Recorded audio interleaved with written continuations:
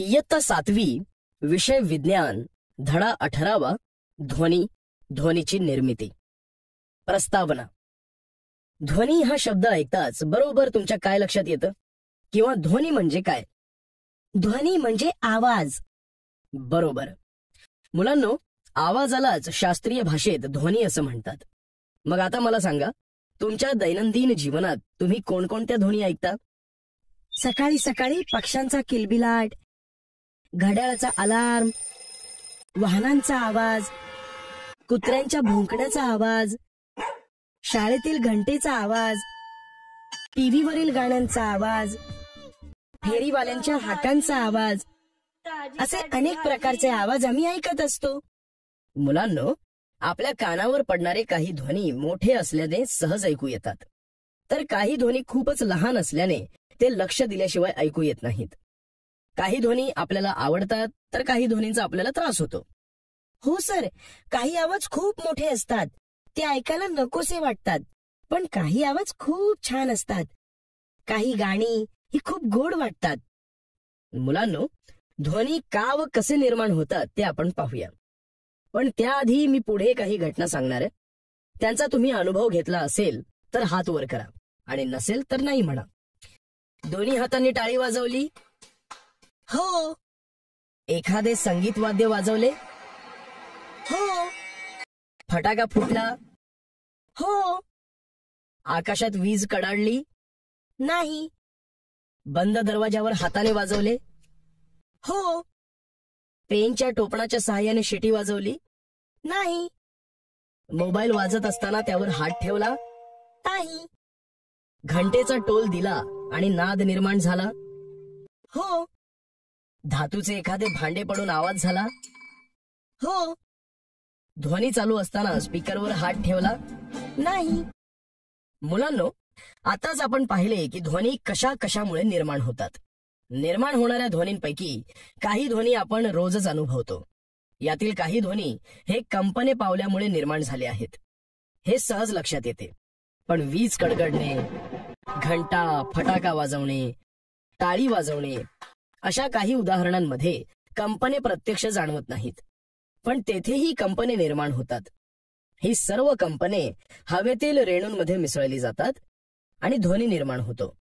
मुलांनो, रेडिओ अथवा tape recorder सुरू असताना त्यावर हात ठेवला असता तेथे ठराविक पद्धतीने हालचाल होत असल्याचे जाणवते, थरथर जाणवते, आणि रेडिओ बंद केल्यास आवाज येणे बंद होते. वस्तूचे कंपन होत असते तोपर्यंत आपल्याला ध्वनी ऐकू येतो. कंपने थांबली की ध्वनीही बंद होतो. आता तुम्हाला प्रश्न पडला असणार की ही कंपने आपल्यापर्यंत कशी पोहोचतात? तर मला सांगा, जर संथ पाण्यात आपण दगड फेकला तर काय होतं?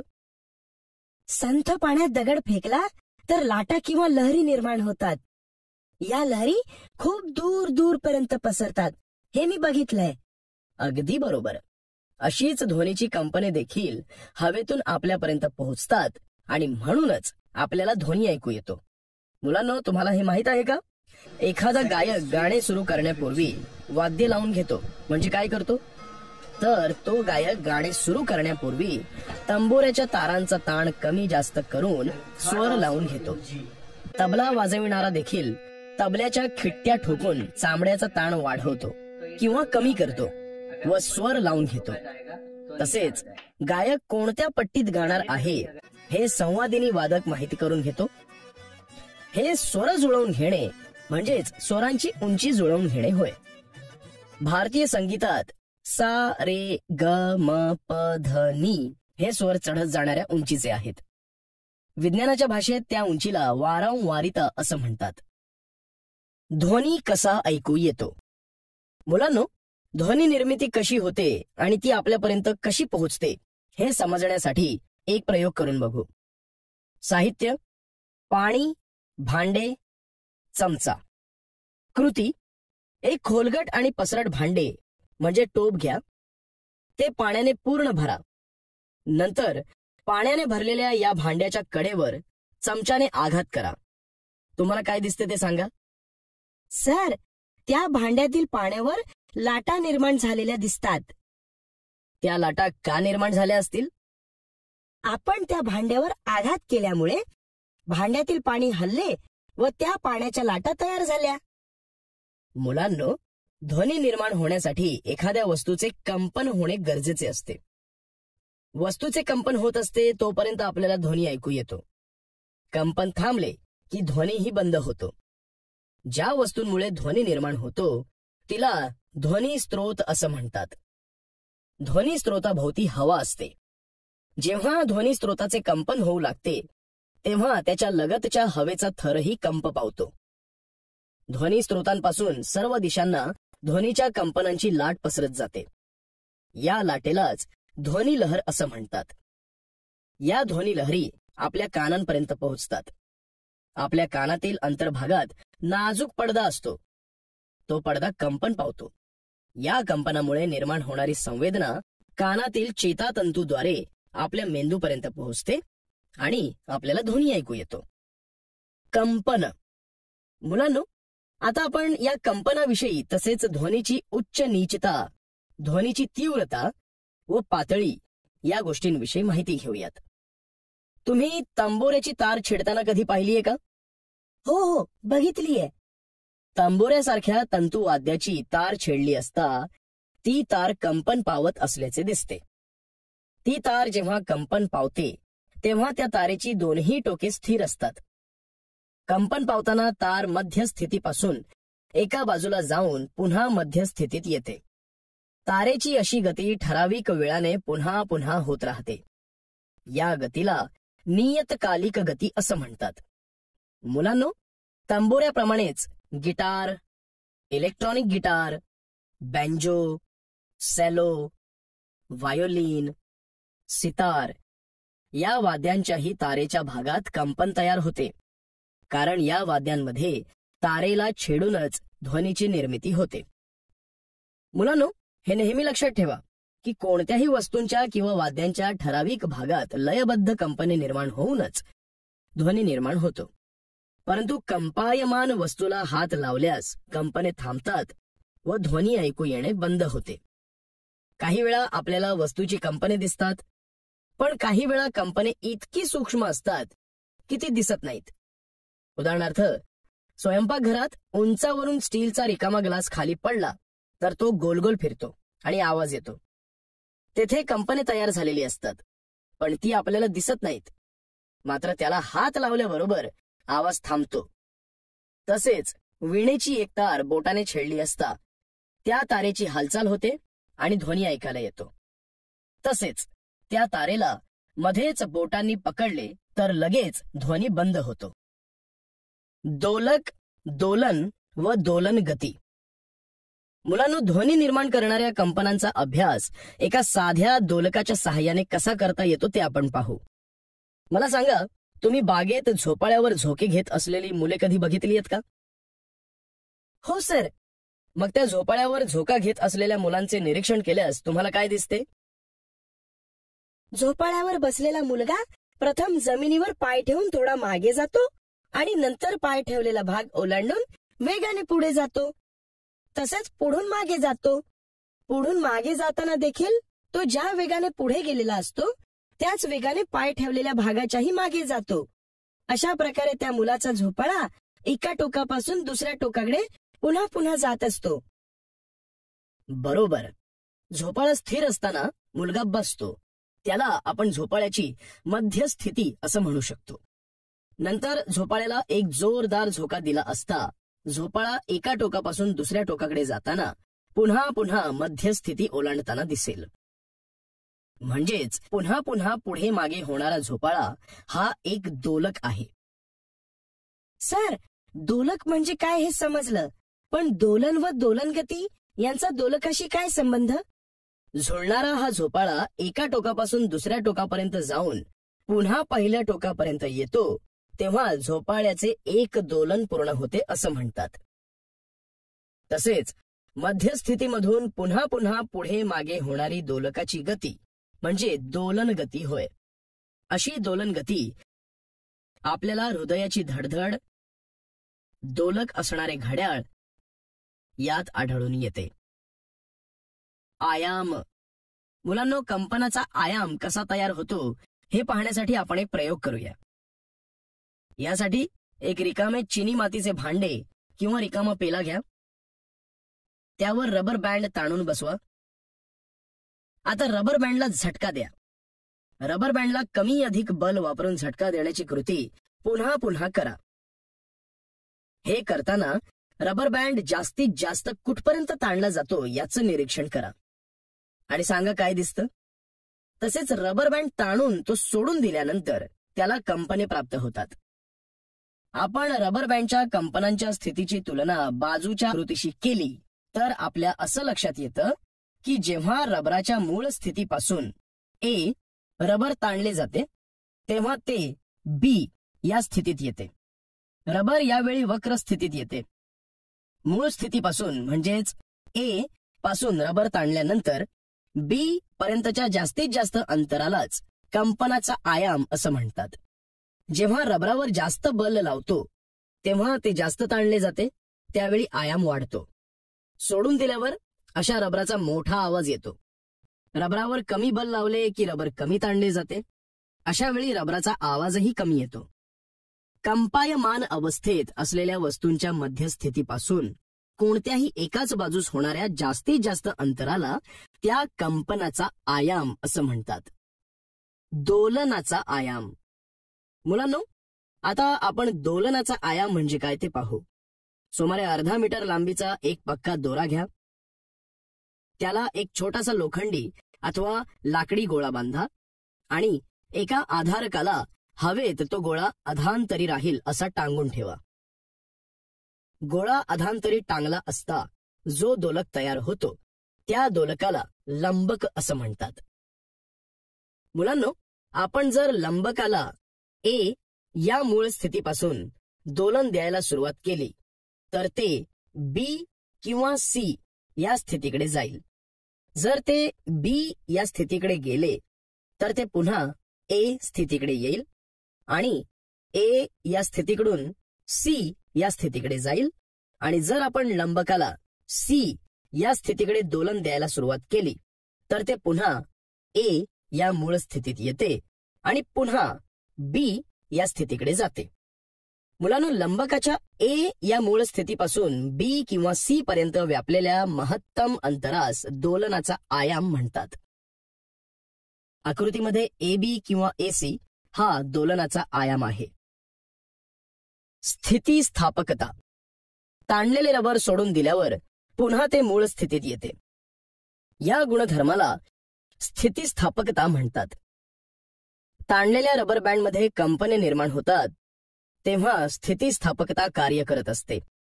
तसेच लंबकाचे दोलन होत असताना पृथ्वीचे गुरुत्वाकर्षण कार्य करत असते.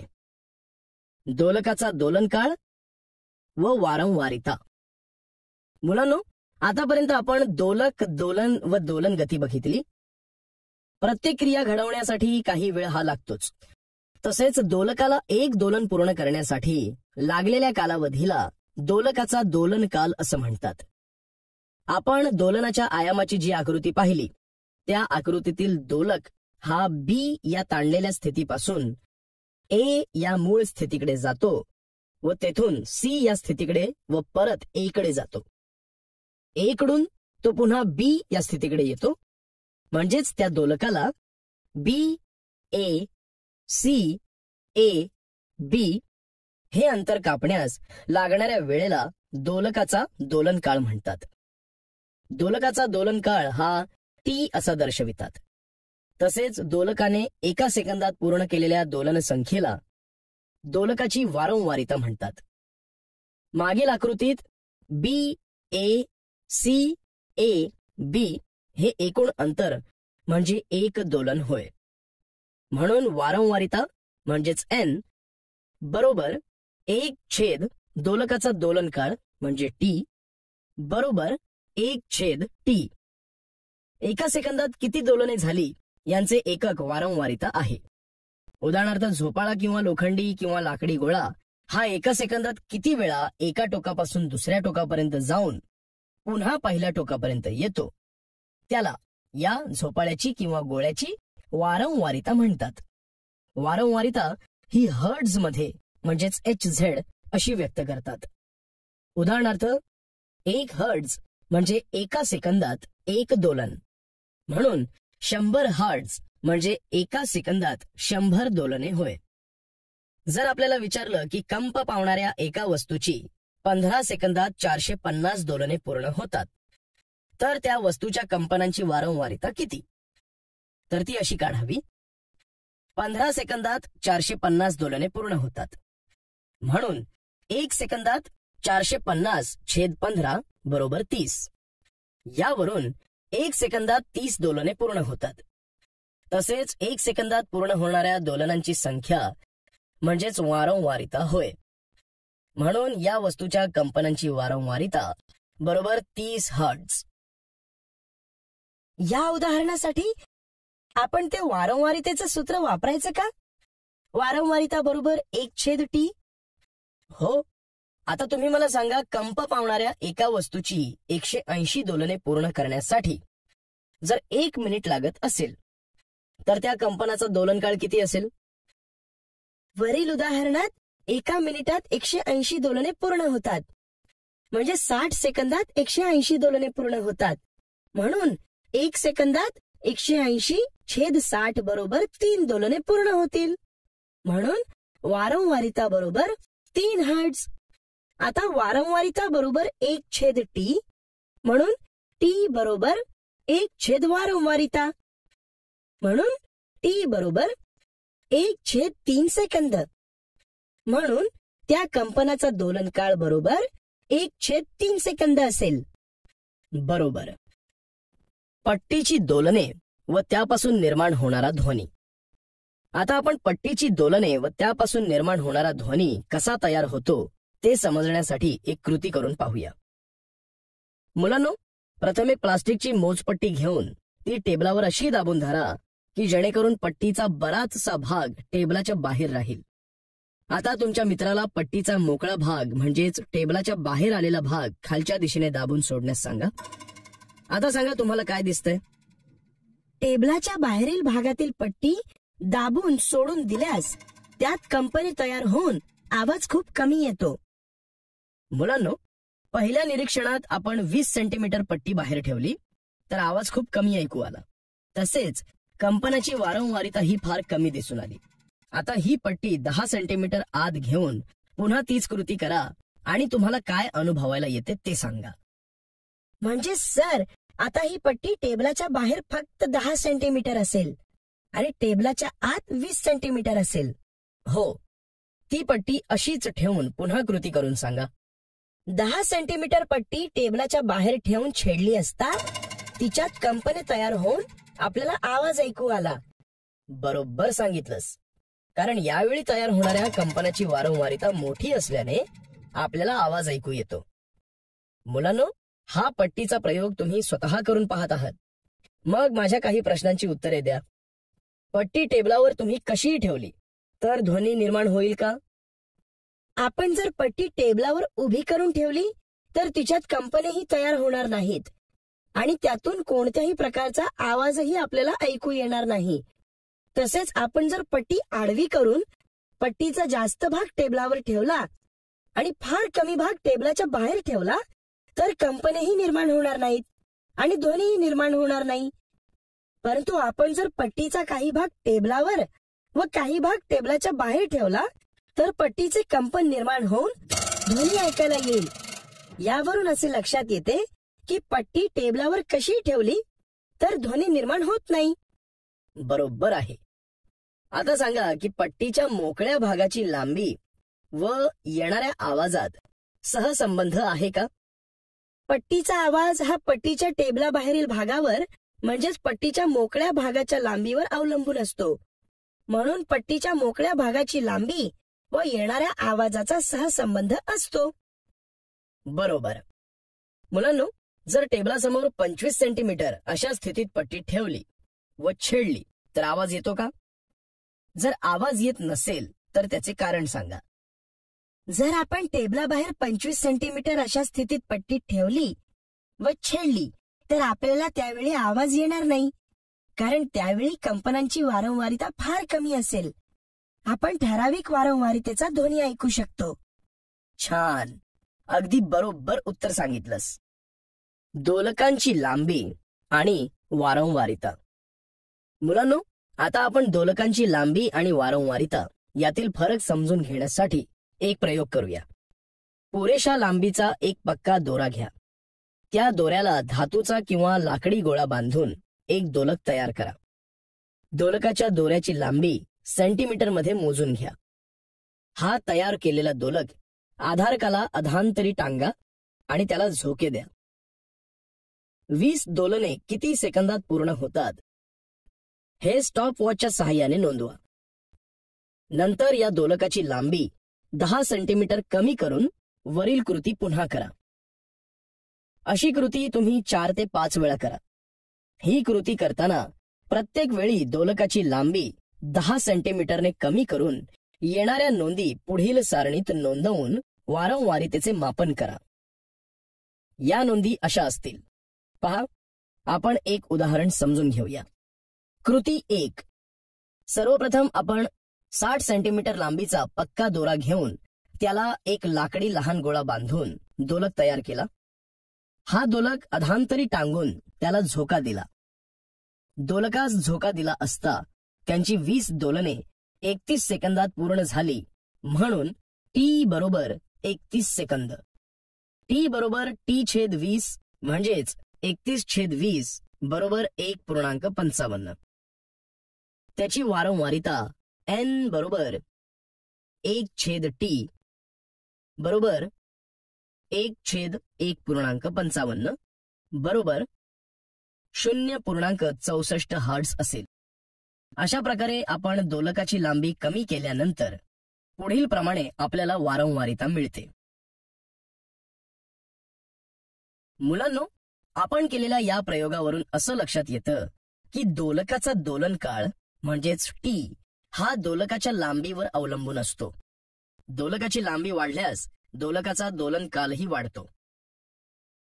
आता तुम्ही सांगा बरं, वारंवारिता व दोलकाची लांबी यांचा काय संबंध आहे? वरील सारणीचे निरीक्षण केले असता असे दिसते की दोलकाची लांबी जशी जशी कमी होते तशी वारंवारिता जास्त होते. यांवरून वारंवारिता देखील दोलकाच्या लांबीनुसार बदलते. बरोबर. तसेच मुलांनो, या प्रयोगावरून आपल्याला हे देखील समजते की जेव्हा कमी वारंवारिता असते तेव्हा दोलकाची लांबी व दोलनांसाठी लागणारा वेळ हे दोन्ही जास्त असते, परंतु जेव्हा वारंवारिता जास्त असते तेव्हा दोलकाची लांबी आणि दोलनासाठी लागणारा वेळ हे दोन्ही कमी असते. तसेच वारंवारिता जास्त असेल तर ध्वनीची तीव्रता जास्त असते आणि वारंवारिता कमी असेल तर ध्वनीची तीव्रता कमी असते. आता मुलांनो, आपण दोलकाची लांबी 30 सेंटीमीटर कायम ठेवून एका दोलनासाठीचा आयाम कमी अधिक करून त्या दोलकाला 20 दोलने पूर्ण करण्यासाठी लागणारा कालावधी मोजू. त्यावरून दोलकाचा दोलन काल व वारंवारिता काढू. मुलांनो, मी एक उदाहरण स्पष्ट करून सांगतो. कृती 1. मुलांनो, दोलकाची लांबी 30 सेंटीमीटर ठेवून त्या दोलकाला झोका दिला असता त्याला 20 दोलने पूर्ण करण्यासाठी 22.1 सेकंद लागतात. टी बरोबर 22.1 म्हणून टी बरोबर T/20 बरोबर 22.1/20 बरोबर 1.10. त्यांची वारंवारिता n बरोबर 1/T बरोबर 1/1.10 बरोबर 0.90 हर्ट्झ असेल. याप्रमाणे आयाम अधिक केल्यास वारंवारिता किती येते हे खालील सारणीद्वारे स्पष्ट होते. या प्रयोगावरून असं लक्षात येतं की दोलकाचा दोलन काळ त्याच्या आयामावर अवलंबून नसतो. तसेच आयाम कमी अधिक झाला तरी त्याची वारंवारिता कायम राहते. मुलांनो, हे दोन्ही प्रयोग आपण घरच्या घरी देखील एक लहान लाकडी ठोकळा घेऊन करू शकतो. फक्त सांगितलेल्या लांबीप्रमाणे दोरा कमी अधिक करायचा. ध्वनीची उच्च नीचता. ध्वनीची उच्च नीचता म्हणजे काय हे समजून घेण्यासाठी आता आपण एक प्रयोग करूया. मुलांनो, प्रथम 80 ते 90 सेंटीमीटर लांब व 5 सेंटीमीटर रुंद अशी एक लाकडाची फळी घ्या. त्यावर दोन्ही टोकांकडून काही सेंटीमीटर सोडून 2 खिळे हातोडीच्या सहाय्याने ठोका. नंतर एक बारीक तार घेऊन ती दोन खिळ्यांच्या दरम्यान पक्की करा. आता खिळ्याजवळ तारेखाली दोन्ही बाजूंनी लाकडी किंवा प्लॅस्टिकचा एक एक त्रिकोणी ठोकळा सरकवा व नंतर हलकेच तार छेडा आणि काय दिसते ते सांगा. तार छेडल्यावर तेथे आवाज येतोच, पण ती तार कंपित होतानाही दिसते. आता लाकडाचे 2-3 छोटे चौकोनी ठोकळे एका बाजूच्या त्रिकोणी ठोकळ्याखाली असे सरकवा की तारेच्या लांबीत काहीही फरक पडणार नाही. आता बोटाच्या सहाय्याने तारेला छेडा. तारेला छेडून झाल्यावर त्यातून निर्माण होणारा ध्वनी ऐका. तसेच तारेचे होणारे कंपनही पहा. हे निरीक्षण करत असताना कंपनाच्या वारंवारितेमध्ये काय फरक आढळतो ते सांगा. जर आपण त्या तारेखाली 2-3 छोटे चौकोनी ठोकळे एका बाजूच्या त्रिकोणी ठोकळ्याखाली ठेवले तर तेथे होणाऱ्या ध्वनीचा आवाज हा आधीच्या आवाजापेक्षा जास्त असतो. तसेच तारेचे कंपन देखील जास्त प्रमाणात निर्माण होताना दिसतात. यावरून आपल्या असं लक्षात येतं की तारेचा ताण वाढवला तर वारंवारिता वाढते व ताण कमी केला तर वारंवारिता कमी होते. ज्यावेळी तारेचा ताण वाढलेला असतो त्यावेळी येणारा ध्वनी हा उच्च असतो, तर ताण कमी केला असता तो नीचतम असतो. याला ध्वनीची उच्च नीचता असं म्हणतात.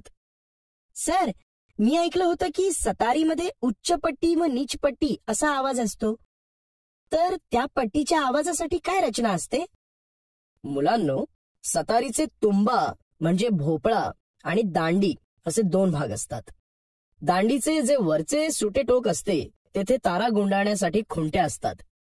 या खुंट्यांपासून भोपळ्यापर्यंत 7 तारा जोडलेल्या असतात. या तारांच्या खाली पडदे असतात. खुंट्याच्या सहाय्याने तारेवरील ताण कमी अधिक करता येतो. अशा रचनेच्या सहाय्याने सतारीमधून आपल्याला उच्च पट्टीचे आणि नीच पट्टीचे आवाज निर्माण करता येतात. उच्च पट्टी म्हणजे मोठा किंवा वरच्या स्वरातील आवाज आणि नीच पट्टी म्हणजे लहान किंवा खालच्या स्वरातील आवाज असाच अर्थ आहे. तुम्ही कधी सिंहाची डरकाळी आणि डासांच्या गुणगुणण्याचा आवाज ऐकलाय? हो. सिंह आणि डास यांच्या आवाजात काय फरक जाणवतो? सिंहाच्या डरकाळीचा आवाज मोठा असतो तर डासांच्या गुणगुणण्याचा आवाज लहान असतो. बरोबर. पण आपण जर ध्वनीच्या उच्च नीचतेनुसार सिंहाची डरकाळी व डासांचे गुणगुणणे यांची तुलना केली तर सिंहाची डरकाळी मोठ्या आवाजाची म्हणजे अधिक तीव्र पण खालच्या पट्टीची किंवा नीचतम पट्टीची असेल आणि डासाचे गुणगुणणे हे लहान आवाजाचे म्हणजेच कमी तीव्र पण उच्च पट्टीतील असेल. आता आम्हाला समजलं आहे की ध्वनीची उच्च नीचता म्हणजे काय. ध्वनीची तीव्रता, ध्वनीची पातळी. मुलांनो, ध्वनीची तीव्रता आणि ध्वनीची पातळी या 2 वेगवेगळ्या राशी आहेत. या दोन्ही राशी ध्वनीचा लहान मोठेपणा सांगण्यासाठी वापरतात. तसेच ध्वनीची तीव्रता ही ध्वनीच्या कंपनांच्या आयामाच्या वर्गाच्या प्रमाणात असते. उदाहरणार्थ, आयाम दुप्पट केला तर ध्वनीची तीव्रता चौपट होते. मुलांनो, ध्वनी पातळी ही डेसिबल या एककात मोजतात. ध्वनीच्या तीव्रतेचा वापर करून गणिती सूत्राने डेसिबल या ध्वनीच्या पातळीचे परिमाण काढता येते. अलेक्झांडर ग्रॅहम बेल या शास्त्रज्ञाच्या कार्याच्या सन्मानार्थ ध्वनी पातळी डेसिबल म्हणजेच डीबी मध्ये सांगतात. उदाहरणार्थ, ध्वनीची तीव्रता 10 पटींनी वाढते तेव्हा ध्वनी पातळी 10 डीबी ने वाढते. मुलांनो, तुम्हाला माहित आहे का, आपलं आपापसात कुजबुजणं, श्वासोच्छवास करणं, ठराविक अंतरावरून एकमेकांशी बोलणं, जास्त तीव्र आवाजाने कांठळ्या बसणं या वेगवेगळ्या ध्वनी पातळीवर होणाऱ्या क्रिया आहेत. काही आवाज खूप मोठे असल्याने थोडा जरी तो आवाज ऐकला तरी बहिरेपणा जाणवतो. आता आपण वेगवेगळ्या ध्वनी पातळ्या पाहूया. 1. ऐकू येण्याची सुरुवात ही 0 डीबी. 2. सर्वसामान्य श्वासोच्छवास 10 डीबी. 3. 5 मीटर अंतरावरून कुजबुजणे 30 डीबी. 4. सर्वसामान्य दोघांतील संवाद 60 डीबी. 5. व्यस्त असणारी वाहतूक 70 डीबी. 6. सर्वसामान्य कारखाने 80 डीबी. 7. जेट इंजिन 130 डीबी, 8 सुरुवात 120 डीबी पासून होते. तसेच 1000 हर्ट्झ वारंवारितेचा व 100 डीबी पेक्षा अधिक पातळीच्या ध्वनीमुळे ऐकण्याच्या क्षमतेत तात्पुरता फरक पडतो. म्हणजे आपल्याला स्पष्ट आवाज ऐकायला येत नाही. यांमुळे काही काळ बहिरेपणा येऊ शकतो. हा अनुभव जास्त प्रमाणात विमान इंजिन जवळ काम करणाऱ्या लोकांना येतो. मुलांनो, ध्वनीची तीव्रता आणि ध्वनी पातळी यांबाबत अभ्यास केल्यावर तुम्ही मला सांगू शकाल का, तुमच्या वर्गात 2च मुले परस्परांसोबत बोलत असतील तर आणि सर्वच मुले एकमेकांसोबत एकाच वेळी बोलत असतील तर काय फरक जाणवेल? सर, जर वर्गात 2च मुले एकमेकांसोबत बोलत असतील तर त्यांना एकमेकांचं बोलणं स्पष्ट ऐकायला येईल आणि समजेल. कारण सामान्यतः एकमेकांशी संवाद साधताना ध्वनीची ध्वनी पातळी ही 60 डीबी असते. परंतु त्याच वेळी वर्गातील इतर मुले एकमेकांसोबत बोलत असतील तर त्या ठिकाणी आवाजाची पातळी वाढेल आणि वर्गात गोंगाट असल्यासारखे वातावरण निर्माण होईल. या प्रकारच्या गोंगाटात किंवा आवाजाच्या पातळीत कुणालाच कुणाचे बोलणे स्पष्ट ऐकायला येणार नाही आणि समजणार देखील नाही. अगदी बरोबर. श्राव्य ध्वनी, ऑडिबल साऊंड. मुलांना तुम्हाला माहित आहे, आपल्याला ऐकू येणाऱ्या ध्वनीची वारंवारिता 20 हर्ट्झ ते 20,000 हर्ट्झ या दरम्यान असते. आपल्या कानाला तोच ध्वनी ऐकू येतो. म्हणून 20 हर्ट्झ ते 20,000 हर्ट्झ वारंवारिता असलेल्या ध्वनीला श्राव्य ध्वनी असं म्हणतात. अवश्राव्य ध्वनी, इन्फ्रासॉनिक साऊंड. मुलांनो, ज्या ध्वनीची वारंवारिता 20 हर्ट्झ पेक्षा कमी असते असा ध्वनी आपणास ऐकू येत नाही. म्हणूनच 20 हर्ट्झ पेक्षा कमी वारंवारिता असलेल्या ध्वनीला अवश्राव्य ध्वनी असं म्हणतात. उदाहरणार्थ, आपल्या दोन्ही हातांची होणारी हालचाल, ओठांची होणारी हालचाल, तसेच झाडांवरून पाने गळून पडताना होणारी हालचाल, या क्रियांचा आवाज आपल्याला ऐकायला येत नाही. 20 हर्ट्झ पेक्षा कमी वारंवारितेचे ध्वनी व्हेल मासे, हत्ती, पाणघोडा, गेंडा हे प्राणी काढू शकतात आणि ऐकूही शकतात.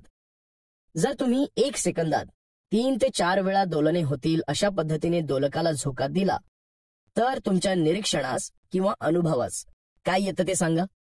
जर आपण 1 सेकंदात 3 ते 4 वेळा दोलने होतील अशा पद्धतीने दोलकाला झोका दिला तर दोलकाची फक्त हालचाल दिसते, आवाज ऐकू येत नाही.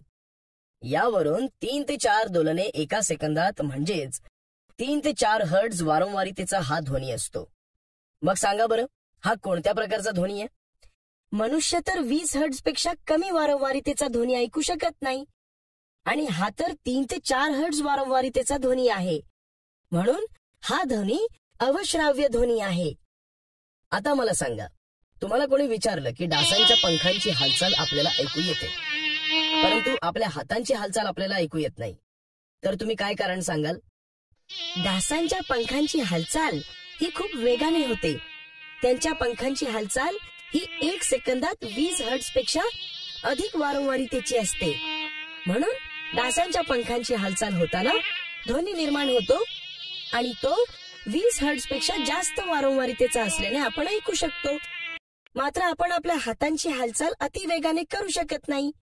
तसेच हातांच्या हालचालीमुळे होणारा ध्वनी 20 हर्ट्झ पेक्षा कमी वारंवारितेचा असतो. म्हणून हातांची हालचाल आपल्याला ऐकू येत नाही. बरोबर. पण मुलांना तुम्हाला माहित आहे का, डासांच्या पंखांची हालचाल 1 सेकंदात 300 ते 600 वेळा एवढी असते. म्हणजेच पंखांच्या हालचालीची वारंवारिता देखील 300 हर्ट्झ ते 600 हर्ट्झ इतकी असते. श्राव्यातीत ध्वनी किंवा स्वनातीत ध्वनी, अल्ट्रासॉनिक और सुपरसॉनिक साऊंड. मुलांनो, आतापर्यंत आपण मनुष्य काही ध्वनी ऐकू शकतो तर काही ध्वनी ऐकू शकत नाही हे पाहिलं. परंतु आता आपण काही प्राण्यांना ऐकू येतो पण मनुष्य ऐकू शकत नाही अशा श्राव्यातीत ध्वनी किंवा स्वनातीत ध्वनीचा अभ्यास करूया. 20,000 हर्ट्झ पेक्षा अधिक वारंवारितेच्या ध्वनीला श्राव्यातीत किंवा स्वनातीत ध्वनी असं म्हणतात. हे श्राव्यातीत ध्वनी मनुष्य ऐकू शकत नाही. कुत्रा, मांजर, डॉल्फिन, सी लायन आणि वटवाघळे यांसारखे प्राणी श्राव्यातीत ध्वनी ऐकू शकतात. माणसाला ऐकू न येणाऱ्या अशा अवश्राव्य ध्वनीद्वारे 10 किलोमीटर अंतरापर्यंत हत्ती एकमेकांशी संवाद साधत असल्याचे सिद्ध झाले आहे. तसेच कुत्री व इतर काही प्राण्यांना प्रत्यक्ष भूकंप होण्यापूर्वी त्याची चाहूल श्राव्यातीत ध्वनीद्वारे लागते असाही एक समज आहे. श्राव्यातीत ध्वनीचे उपयोग. मुलांनो, श्राव्यातीत ध्वनीचा उपयोग मानवाने अनेक उपकरणात आणि तंत्रज्ञानात करून घेतलाय. 1. वैद्यकीय शास्त्र. वैद्यकीय शास्त्रात या ध्वनीचा वापर आपल्या शरीरातील भाग पाहण्यासाठी केला जातो. जेव्हा आपल्या शरीराच्या आतील भागात काही आजार झाला असेल तेव्हा त्याचे निदान करण्यासाठी अल्ट्रासोनोग्राफीची पद्धत वैद्यकीय शास्त्रात वापरतात. या सोनोग्राफीच्या पद्धतीत श्राव्यातीत ध्वनीचा उपयोग केलेला असतो. अल्ट्रासोनोग्राफीची ही पद्धत ब्रेन ट्यूमर, मेंदूतील गाठी, किडनीचा त्रास, किडनी स्टोन म्हणजेच मूतखडा, गर्भातील बाळाची अवस्था म्हणजेच हालचाल जाणून घेण्यासाठी वापरतात. 2. धातू. धातूंमधील दोष ओळखण्यासाठी श्राव्यातीत ध्वनीचा उपयोग होतो. या ध्वनीचा उपयोग करून धातूला कुठे तडा गेला आहे का किंवा त्याचा कुठे तुकडा पडण्यासारखा आहे हे ओळखता येते. धातूंपासून बनविलेली मोठमोठी मशीन, वैज्ञानिक यंत्रे, इमारती आणि पूल यात वापरले जाणारे धातू श्राव्यातीत ध्वनीचा उपयोग करून तपासले जातात. तसेच घड्याळाचे सूक्ष्म भाग व नाजूक दागिन्यांची स्वच्छता करण्यासाठी देखील श्राव्यातीत ध्वनीचा उपयोग होतो. 3. सोनार पद्धत म्हणजेच sonar method. Sonar sound navigation and ranging ही पद्धत समुद्राचे तळ किंवा जहाजाची स्थिती ओळखण्यासाठी वापरतात. सोनार पद्धतीत श्राव्यातीत ध्वनीचा उपयोग केलेला असतो. सोनार पद्धतीत वापरल्या जाणाऱ्या श्राव्यातीत ध्वनीमुळे पाण्यातील वस्तूंचे अंतर, वेग मोजणे आणि दिशा ओळखणे शक्य होते. 4. सूक्ष्मजीव व कीटक मारण्यासाठी. सूक्ष्मजीव व कीटक मारण्यासाठी श्राव्यातीत ध्वनीचा वापर होतो.